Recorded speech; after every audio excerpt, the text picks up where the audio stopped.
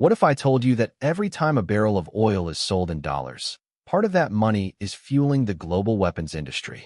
Yes, the so-called petrodollar system is not just about oil or US dollar dominance. It's about a hidden cycle of power, war, and money.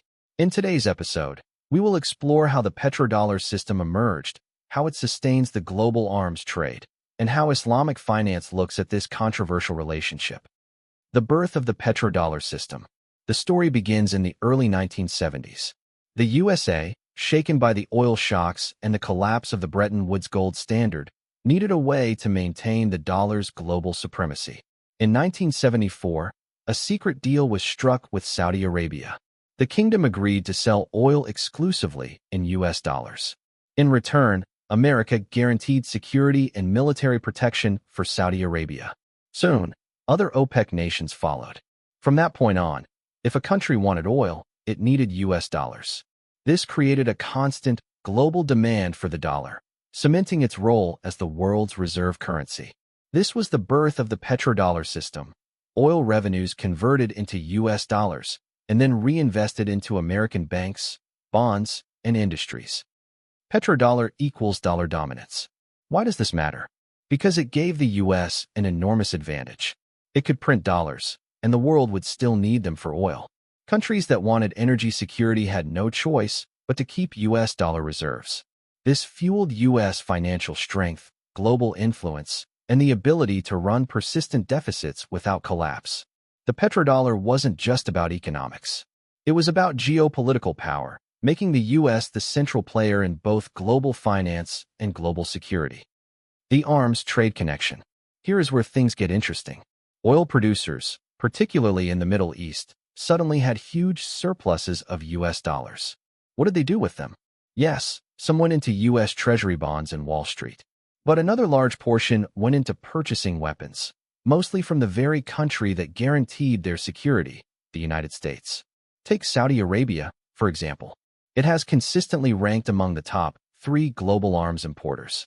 Billions of petrodollars earned from oil exports are recycled back to the U.S. in the form of weapons deals, fighter jets, tanks, missile systems, and more. This creates a cycle. 1. Oil is sold in dollars. 2. Dollars flow into oil-producing states. 3. Those dollars are spent on American and Western weapons. 4. The weapons fuel regional rivalries and wars. 5. Instability increases, and the demand for military security rises again. In other words, the petrodollar system doesn't just sustain the dollar. It also sustains the global arms industry. Real-world examples. Let's look at some numbers. According to SIPRI, the Stockholm International Peace Research Institute, Saudi Arabia spent over $75 billion on arms in 2022. The UAE, Qatar, and Kuwait also spend billions annually on advanced Western weaponry. Much of this money originates from petrodollar surpluses. This isn't only a Middle East phenomenon. Countries like Nigeria and Venezuela have also used oil revenues to build up their military arsenals. Meanwhile, Western defense contractors, Lockheed Martin, Boeing, BAE Systems, Raytheon, thrive on these deals. Their profits are tied not just to defense needs, but to the continued flow of petrodollars back into the weapons economy. Ethical questions. Here is the critical question. Is it ethical for wealth derived from natural resources, which could develop societies and reduce poverty, to be used instead to purchase weapons? This is where Islamic finance provides a powerful lens. Islamic finance perspective. Islamic finance is built on principles of justice, fairness, and social welfare. Wealth, according to the Quran, should circulate in society in ways that benefit humanity, not destroy it. Weapons may be permitted for defense, but fueling an industry of war for profit conflicts with the objectives of Islamic law, known as maqasid al-Shariah. These objectives include protecting life, protecting wealth, promoting peace and justice, spending petrodollars on weapons instead of healthcare, education, or infrastructure goes against these values. Moreover, Islamic finance has strict screening rules. Companies linked to alcohol, gambling, pornography, and harmful industries are excluded. By this logic, financing large-scale weapons production would also fall under the category of unethical investment.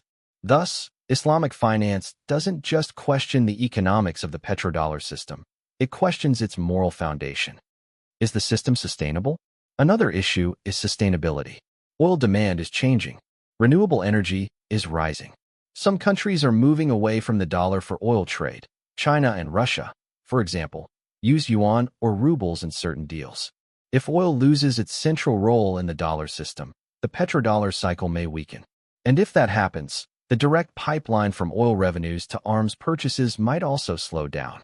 At the same time, Islamic finance is promoting alternatives, investing oil wealth into green energy, healthcare, halal industries, and social infrastructure.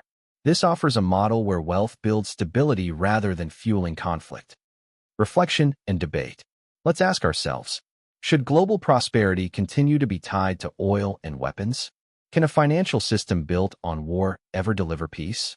And is it possible that Islamic finance, with its ethical framework, offers a better vision for using natural resource wealth? Despite the wealth of the petrodollar, why isn't the Middle East in full welfare? Oil has brought billions of dollars into the Middle East since the 1970s, yet many countries in the region still struggle with poverty, unemployment, and inequality. The paradox lies in how the petrodollar is managed. First, oil wealth is often concentrated in the hands of governments and elites, rather than reaching the wider population. This creates economies dependent on state spending, with limited private sector growth. Second, the region suffers from what economists call the resource curse. Heavy reliance on oil revenue discourages investment in education, technology, and industry. Once oil prices drop, national budgets collapse, leading to instability. Third, political conflicts and wars have drained resources.